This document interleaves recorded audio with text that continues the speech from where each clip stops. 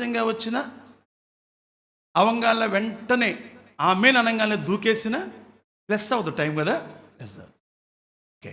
దేవుడి మందిర ఆవరణమునకు వచ్చిన మనం ఇక పాత నిబంధన క్రమము ప్రకారము మనం చూడలేదు, కానీ దేవుడి మందిరానికి వచ్చిన మనము ఆ సమయము దేవుని సందులకి మనం ఇచ్చినప్పుడు దానికి రావాల్సిన ప్రతిఫలము మనం ఆశించడంలో తప్పు లేదు. ఉసూరు మంట కూర్చుంటే ఉసూరు మంటని ఇంటికి వెళ్తాం అంతే. ఏది విత్తితే అని ఎవరన్నారు? బైబిల్ అందే. బైబిల్ అందే. సంతోషంగా విత్తితే సంతోషంగా పంట మనం కోస్తాం, అంతే కదండి. అలాగే దేవుడు ఎవరంటే ఆత్మ కనుక ఆయనను ఆరాధించువారును వెదుకుచున్నాడు. ఎక్కడ వెదుకుచున్నాడు? సంఘములో వెదుకుచున్నాడు. అట్టివారు కావాలి అని ఎదుగుచున్నాడు. కింద ఆఖరిలో ఆ మాట మనం చూసాం. మూల భాషలో ఆయన వెదుకుచున్నాడు,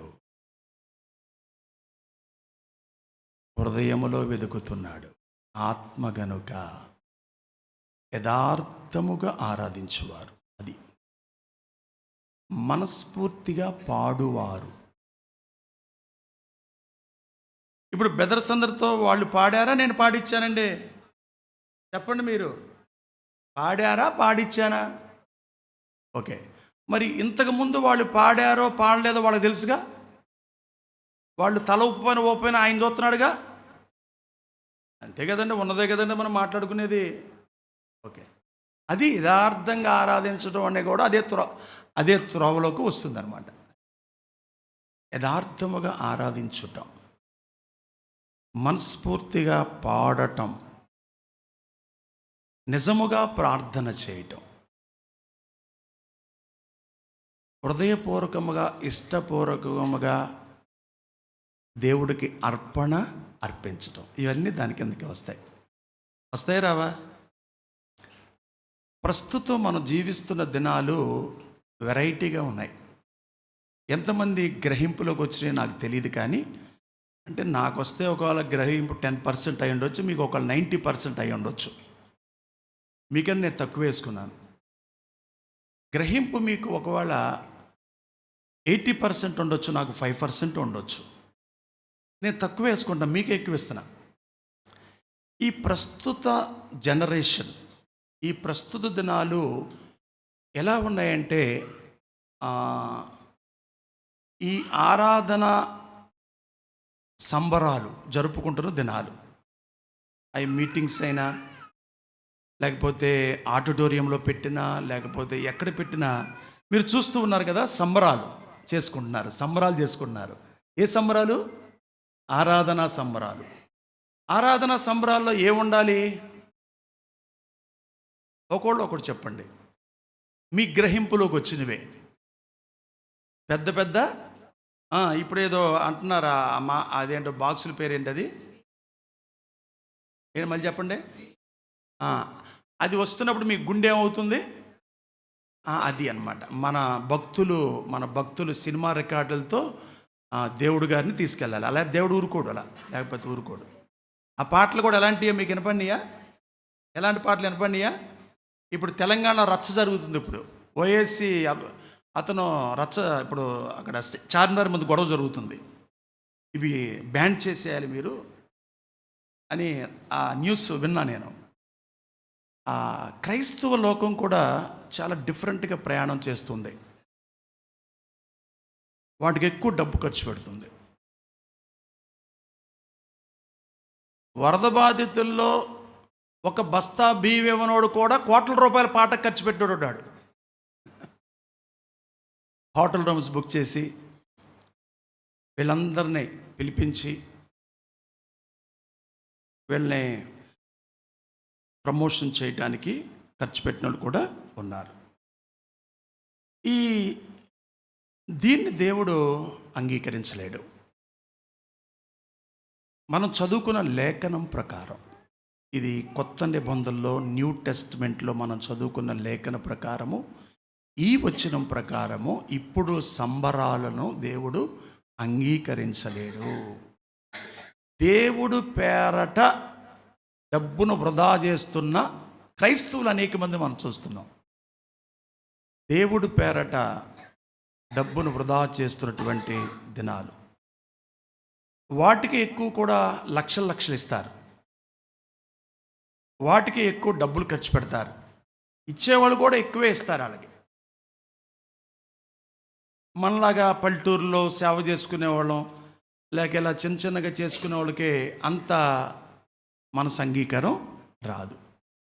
ఇది నేను గ్రహించింది. ఇప్పుడు మీకు అర్థమై ఉంటుంది మీరు ఎంత గ్రహించారో. నేను కొద్ది గ్రహించాను, మీరు ఎంత మోతాదు గ్రహించారో, ఎంత పర్సంటేజ్ గ్రహించారో, మీ గ్రహింపులోకి ఎలా వచ్చిందో మీకే తెలిసి ఉండాలి. ఇప్పుడు మనం పాటలు పాడుకున్నాం. పాటలు ప్రతి వారం పాడుకుంటాం, అన్ని సందర్భాల్లో పాడుకుంటాం. ఇప్పుడు మనం చదువుకున్న వాక్యంలో కూడా ఆరాధన మాటలు వచ్చాయి.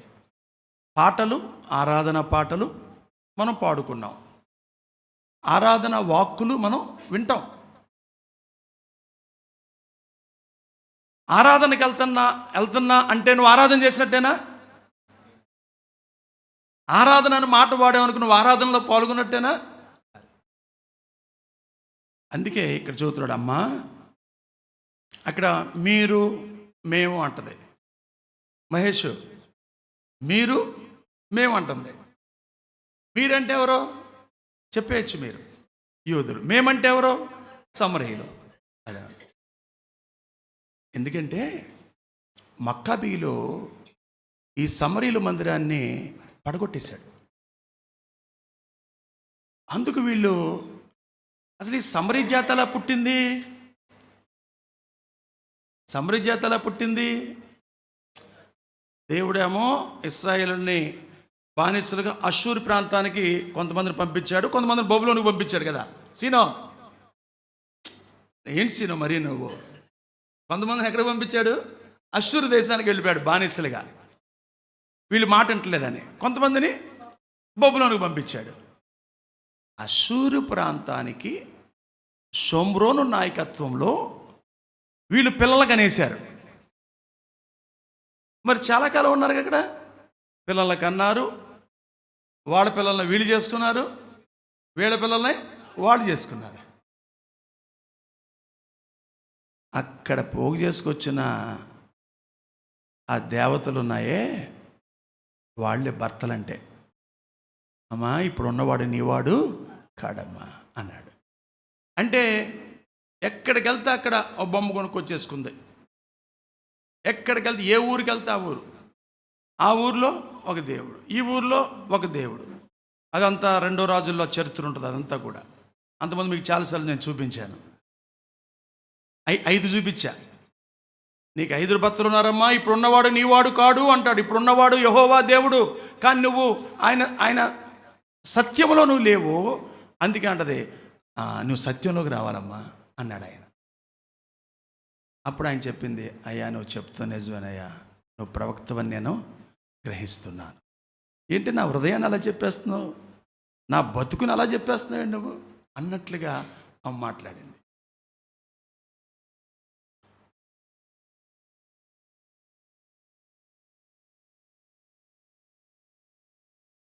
కుర్చీలు ఖాళీ ఉండేది చూసారు ఇక్కడ, 1 2 3 ఖాళీ ఉన్నాయి.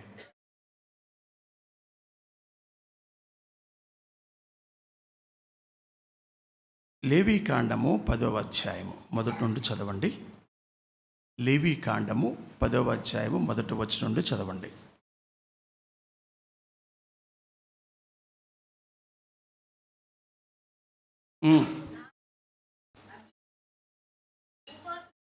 ఈ పేర్లను గుర్తుపెట్టుకోండి. అంటే ఏమీ కంఠస్థ పట్టొద్దులే, కానీ కాస్త ఈ మొదటి వర్తమానం అయ్యే వరకు గుర్తుపెట్టుకోండి. మళ్ళీ చదవమ్మా.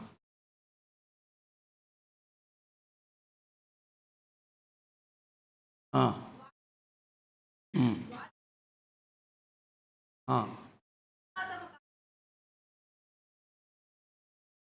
ఆ.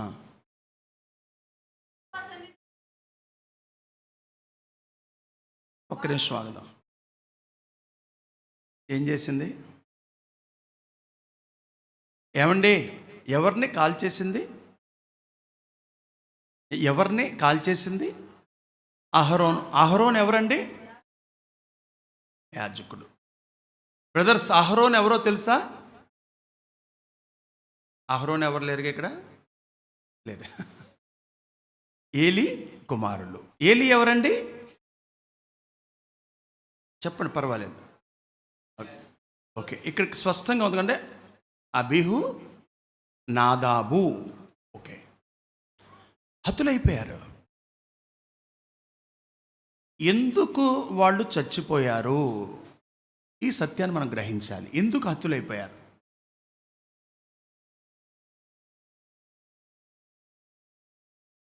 ఇప్పుడు ఇప్పుడు వాస్తవంగా ఆవరణం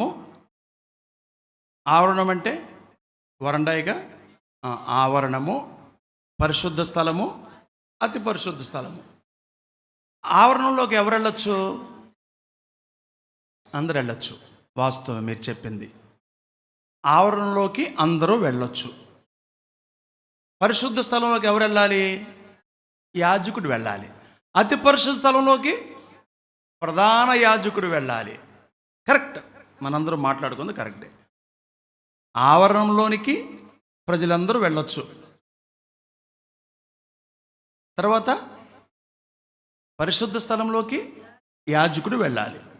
అతి పరిశుద్ధ స్థలంలోకి ప్రధాన యాజకుడు వెళ్ళాలి. ఆ ప్రధాన యాజకుడు కూడా బలి ఎప్పుడు ఇవ్వాలి? ఎవరు చెప్పారు? సంవత్సరానికి ఒక్కసారి. ఇది క్రమం. నారాయణరావు గారు, ఇది క్రమం. అందరు నా వైపు బాగా చూడాలి. నేను మీ అంక చూస్తున్నాను, మీరు నా అంక చూడాలి. బాగా కళ్ళు తెరవండి, బాగా కళ్ళు తెరవండి. ఇక్కడ అబీహు, నాదాబు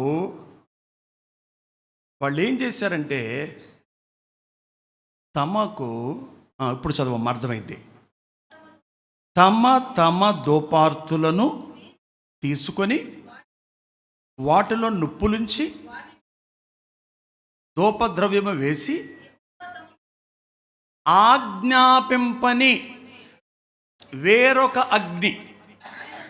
చూడండి, వీళ్ళు యాజకుని కుమారులు అయినప్పటికీ కూడా వీళ్ళు సరైన క్రమములో లేరు.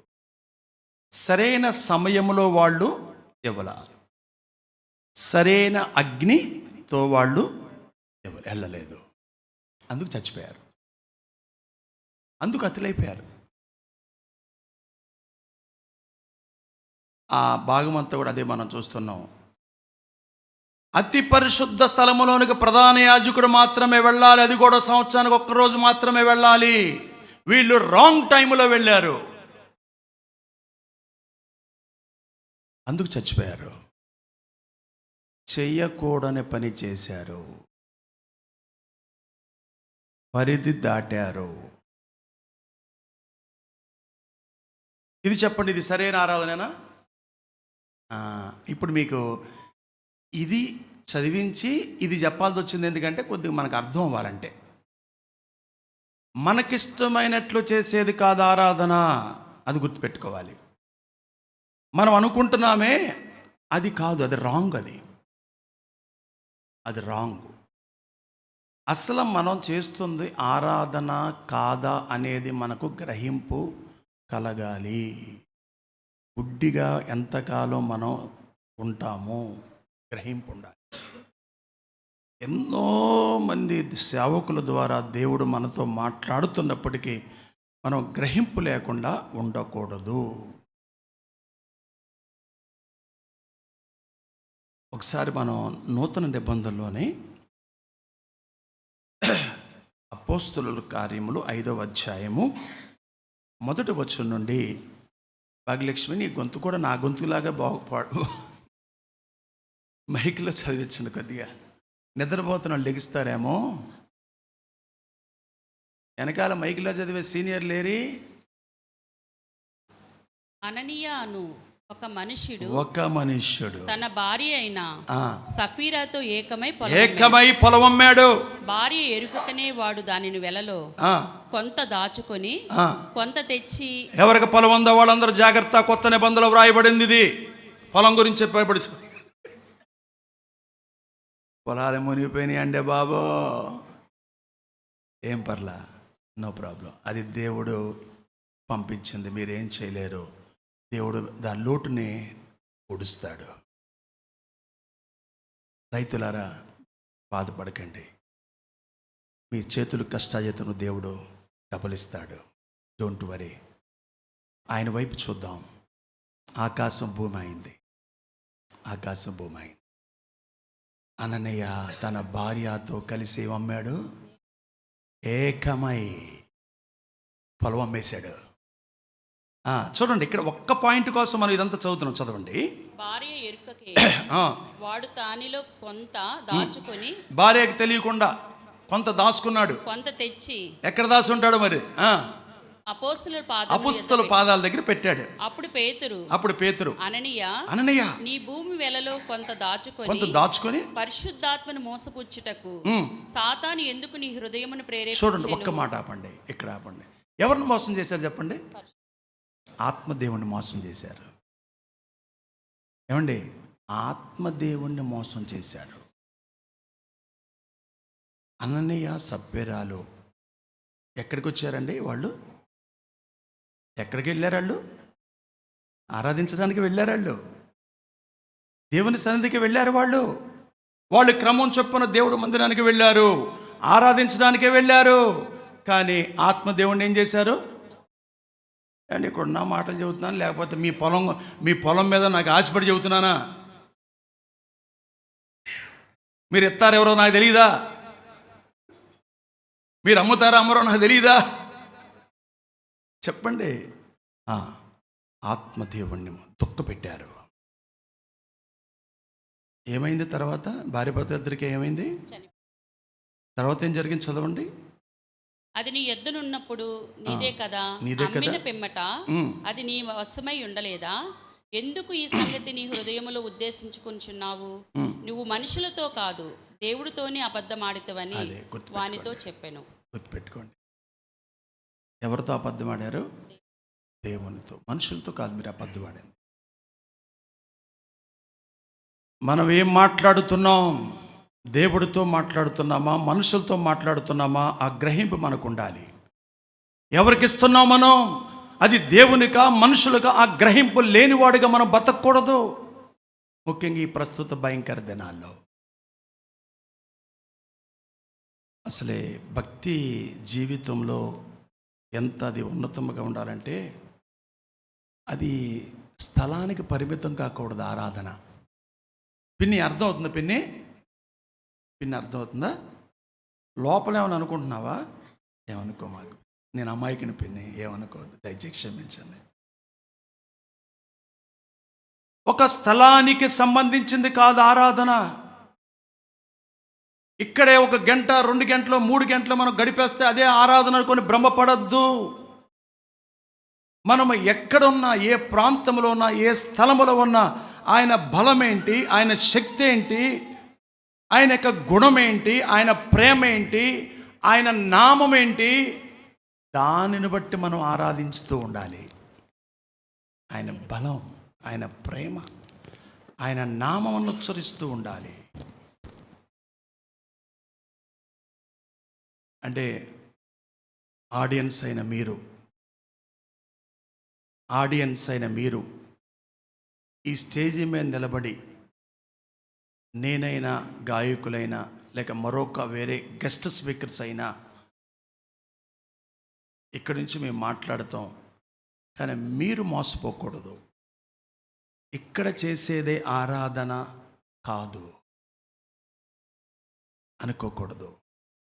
ఎప్పుడు ఆయన బలమును మీరు గుర్తుపెట్టుకోండి. ఆయన ప్రేమను మర్చిపోకూడదు. ఆయన నామాన్ని మర్చిపోకూడదు. గబగబ మనం ముందుకెళ్ళిపోదామా? యెషయా గ్రంథం 6వ అధ్యాయము 1వ వచనం. యెషయా గ్రంథం 6వ అధ్యాయము 1వ వచనం.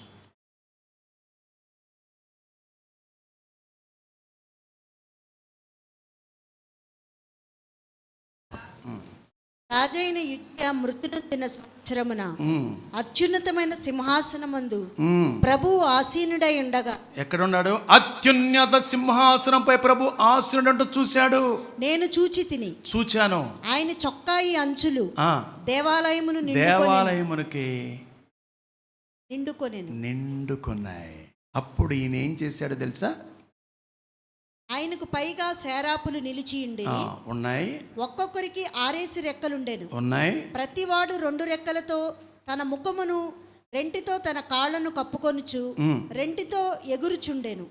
వారు సైన్యములకు అధిపతియగు యెహోవా పరిశుద్ధుడు పరిశుద్ధుడు పరిశుద్ధుడు, సర్వలోకము ఆయన మహిమతో నిండి ఉన్నది అని గొప్ప స్వరముతో గాన ప్రతిగానములు చేయుచుండిరి. వారి కంఠస్వరము వలన గడప కమ్ముల పునాదులు కదలుచు మందిరపు ధూపము చేత నిండగా నేను అపవిత్రమైన పెదవులు గలవాడు. అయ్యో అన్నాడంటే ఆయన పరిశుద్ధత, అది గుర్తుపెట్టుకోవాలి. ఆయన ఎంత పరిశుద్ధుడో చూశాడు. ఆరాధన అంటే ఆయన పరిశుద్ధతను బట్టి మనం ఆరాధించాలి. అది అందుకే స్తుతికి ఆరాధనకి వ్యత్యాసం చాలాసార్లు మనం విన్నాం కదండి. స్తుతులు చెల్లించడానికి ఆరాధనకి చాలా వ్యత్యాసం ఉంది. అందుకే ఆయన పరిశుద్ధతను బట్టి, ఆయన పరిశుద్ధతను చూసి ఏమన్నాడు యెషయా? అయ్యో అన్నాడు. అక్కడుండే పరిశుద్ధుడిని ప్రతి గానములో చేయటం, ఆ దృశ్యాన్ని చూశాడు. ఆయన పరిశుద్ధతను బట్టి మనం ఆరాధించాలి. నెంబర్ 2, ఆయన సౌందర్యాన్ని బట్టి మనం ఆరాధించాలి. హల్లెలూయా. నిద్రపోతున్నవాడు చెప్పండి ఒకసారి హల్లెలూయా. చూసారా మీరు ఎంత అలర్ట్గా ఉన్నారు? Okay, good. అలా ఉండాలి. ఇప్పుడు అందరూ చెప్పండి. ఇప్పుడు మళ్ళీ చదవండి. ఆయన సౌందర్యం. ప్రకటన గ్రంథం 1వ అధ్యాయము 13వ వచనం. ప్రకటన గ్రంథం 1వ అధ్యాయము 13వ వచనం చదవాలి. 7 సువర్ణ దీపస్తంభములను, ఆ దీపస్తంభముల మధ్యను మనుష్య కుమారుని పోలిన ఒకనిని చూచితిని. ఆయన తన పాదముల మట్టుకును దిగుచున్న వస్త్రము ధరించుకొని రొమ్మునకు బంగారు దట్టి కట్టుకొని ఉండెను. ఆయన తలయు తల వెంట్రుకలను తెల్లనివి ఉన్నవి పోలినవై హిమమంత దవడముగా ఉండెను. ఆయన నేత్రములు అగ్నిజ్వాలల వలె ఉండెను. ఆయన పాదములు కొలిమిలో పుటము వేయబడి మెరయిచున్న అపరంజితో సమానమై ఉండెను. 17వ వచనం. నేను ఆయనను చూడగానే చచ్చిన వాని వలె ఆయన పాదముల యొద్ద పడితిని. అదండి ఆయన సౌందర్యాన్ని చూసి. ఫస్ట్ యెషయా 6:1, 2, 3 ఏం చూసాం? ఆయన పరిశుద్ధతను చూచి. ప్రకటన 1:13 నుండి 17 వచనం వరకు ఆయన సౌందర్యమును చూసి. అదంతా మీరు చదువుకోవచ్చు, మీరు గమనించండి. అదంతా చదివితే మనకు అర్థమైంది. ఆయన పాదముల మీద పడిపోయాడు. ఇది ఆరాధన అంటే. మేము అల్లెలు అంటే మీరు అల్లెలు అంటాం, మేము నిలబడమంటే మేము నిలబడతాం, మేము ఆమెనంటే మీరు వెళ్ళిపోవడం, ఆమెను అనగానే నీ భార్యకి బైబిల్ ఇచ్చేయటం, పాటల పుస్తకం ఇచ్చేయటం, బయటికి వెళ్ళాక గుండె తీసేయటం, మేసం తిప్పటం. ఇది కాదు ఆరాధన అంటే. అది కాదు. పాదాల దగ్గర పడి పరిశుద్ధం చూసి ఆరాధించేవాడే మగాడు. ఇంకొకటి చూద్దాం. నెహెమ్యా గ్రంథం చూడండి. నెహెమ్యా గ్రంథం 8వ అధ్యాయము 1వ వచనం నుండి చదవండి, 5వ వచనం వరకు చదవండి. నెహెమ్యా గ్రంథం ఎతకండి. ఒక పల్లవి పాడొచ్చా ఈ లోపు, ఎతికే లోపు? చదవండి. ఎవరు ముందిస్తారు చదివేసేయండి. 7వ నెల రాగా ఇజ్రాయేలీయులు తమ పట్టణములో నివాసులై ఉండిరి.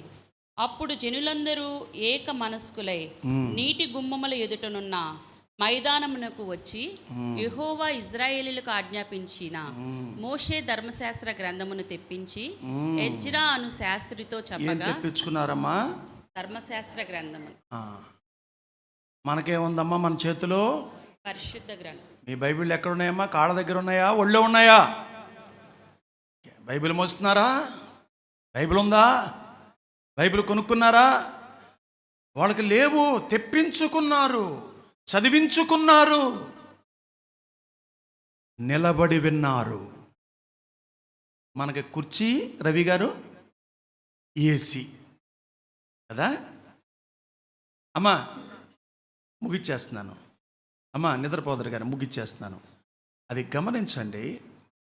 ధర్మశాస్త్ర గ్రంథమును తెప్పించుకుని యాజకుడైన ఎజ్రా 7వ మాసము మొదటి దినమున చదవబడిన దాన్ని గ్రహింప శక్తి గల స్త్రీ పురుషులు కలిసి సమాజమంతటి ఎదుటను ఆ ధర్మశాస్త్ర గ్రంథమును తీసుకుని వచ్చి నీటి గుమ్మముల ఎదుటను మైదానములో ఉదయము మొదలుకొని మధ్యాహ్నము వరకు మధ్యాహ్నం వరకు నిలుచున్న ఆ స్త్రీ పురుషులు తెలివితో వినగలిగిన వారందరికీ చదివి వినిపించుచూ వచ్చెను. ఆ జనులందరూ ధర్మశాస్త్ర గ్రంథమును శ్రద్ధతో విన్నారు. విన్న తర్వాత అంతట శాస్త్రియగు ఎజ్రా ఆ పని కొరకు కర్రతో చేయబడిన ఒక పీఠము మీద నిలవబడిను. మరియు అతని దగ్గర కుడి పార్శ్వమందు మత్తీయాను, సేను, అనుయ, ఊరియా, ఇల్కియా, మాయాషేయు అనువారు. 5వ వచనం చదవమ్మా. అప్పుడు ఎజ్రా అందరికంటే ఎత్తుగా నిలవబడి, అంటే స్టేజ్ మీద నిలబడ్డాడు. జనులందరూ చూచుచుండగా, జనులందరూ చూస్తూ ఉండగా గ్రంథమును విప్పగానే జనులందరూ నిలబడి ఎజ్రా మహాదేవుడైన కూర్చున్నారా నిలబడ్డారా? చెప్పండి అందరూ. నిలబడి ఎజ్రా మహాదేవుడైన యెహోవాను. ఏ దేవుడు? మహాదేవుడు. మన దేవుడు ఏ దేవుడు? మహాదేవుడు.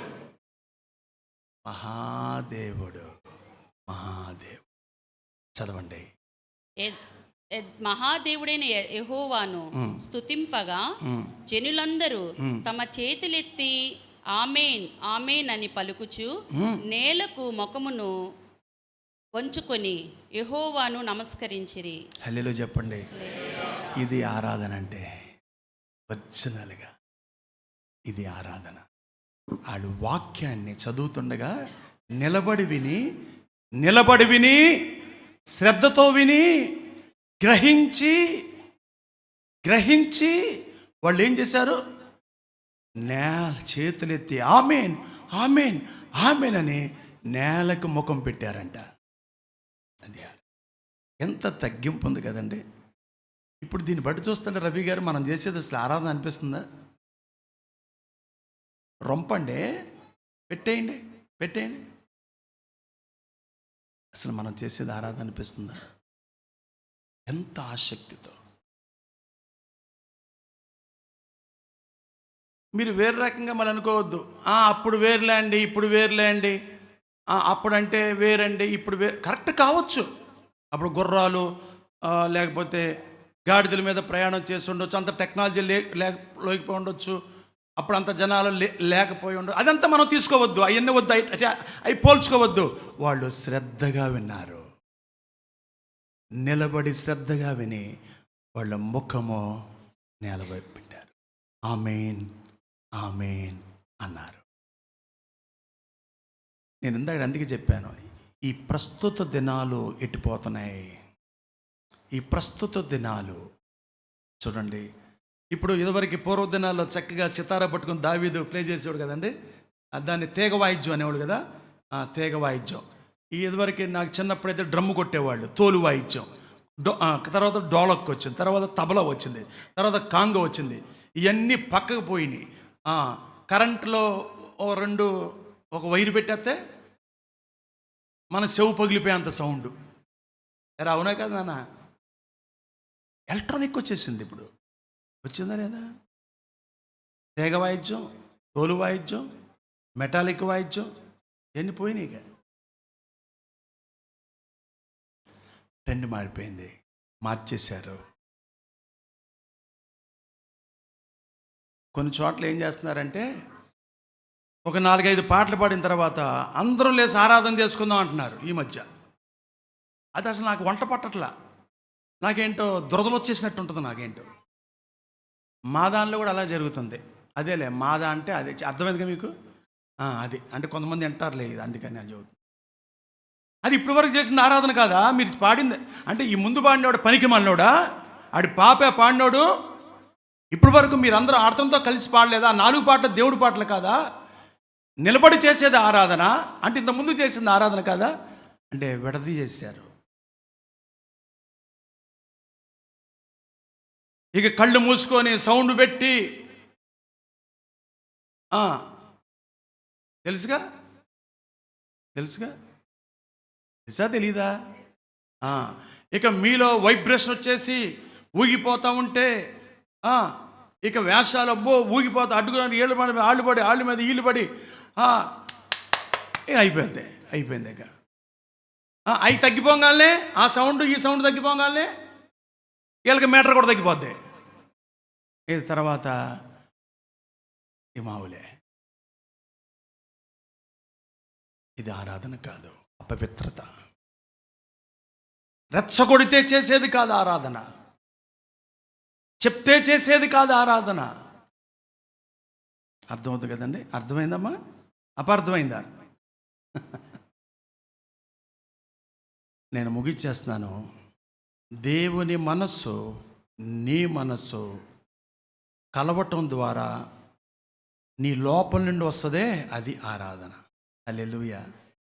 దేవుడి మనసు నీ మనసు కలవకపోతే ఏమవుతుందో ఏం రాదు. అందుకే పోయిన వారం మనం ఏమనుకున్నాం, వాక్య ప్రత్యక్షత ఉంటే ఆయనతో మనకేం కలిగిద్ది? సంబంధం కలిగిద్ది. మర్చిపోయారు, నాకు తెలుసు. వాక్య ప్రత్యక్షత ఉంటే సంబంధం ఏర్పడిద్ది. సంబంధం ఏర్పడినప్పుడు ప్రతిస్పందన ఉంటుంది. అంతే కదా మనం మాట్లాడుకుంది.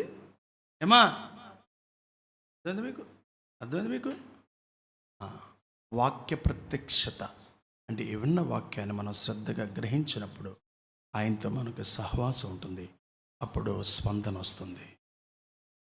మరి ఆరాధనలో వాక్యం ఉంటుంది. వాక్యముతో నింపబడినటువంటి ఈ నెహెమ్యా గ్రంథములో వాక్యమును బట్టి వాక్యములో నుండి పుట్టింది వాళ్ళకి వర్షిప్, ఆరాధన. ఎక్కడైనా ఇంతే, ఇది సత్యం అంతే. అబ్రహాముని దేవుడు అన్నాడు, నీ కుమారుడిని నీకు ఇచ్చా కదా, నువ్వు నా కోసం తీసుకురా అంటే అక్కడ ఏం చేశాడు తెలుసా? మీరు ఎక్కడ ఉండని చెప్పి యెహోవాకు మొక్కి అన్నాడు. యెహోవాకి ఏం చేశాడు? మొక్కాడు. అది ఆరాధన. అందుకే చెప్పాడు, అమ్మా మీరు మీకు తెలియని దాన్ని ఆరాధిస్తున్నారు, మాకు తెలిసిన దాన్ని మేము ఆరాధిస్తున్నాము. యథార్థముగా ఆరాధించువారు ఆత్మతోనూ సత్యముతోనూ. నీలో అసత్యం ఉంటే నువ్వెలా ఆరాధిస్తావు? సత్యముతో ఉన్నది ఉన్నట్లుగా యథార్థముగా ఆత్మతో నింపబడిన వాడై నువ్వు దేవుణ్ణి ఆరాధించాలమ్మా. అట్టి వారిని నేను ఎదుగుచున్నాను అన్నాడు. ఇప్పుడు మనలో ఎంతమందిని ఎదుగుతాడో, ఎంతమందిని ఎదుగుతున్నాడు ఆయన. లోకాన్ని వెతికిద్ది, లోకంలో వేరే వెతుకుతాం, కానీ స్వరక్తం ఇచ్చి సంపాదించిన సంఘములో దేవుడు ఇది ఎదుగుతున్నాడు. ఆత్మతో సత్యముతో ఆరాధించే వారిని ఎదిగే దేవుడు. ఇంకెందుకు అక్కడ చూస్తారు? కళ్ళు మోయండమ్మా, కళ్ళు మోయండి.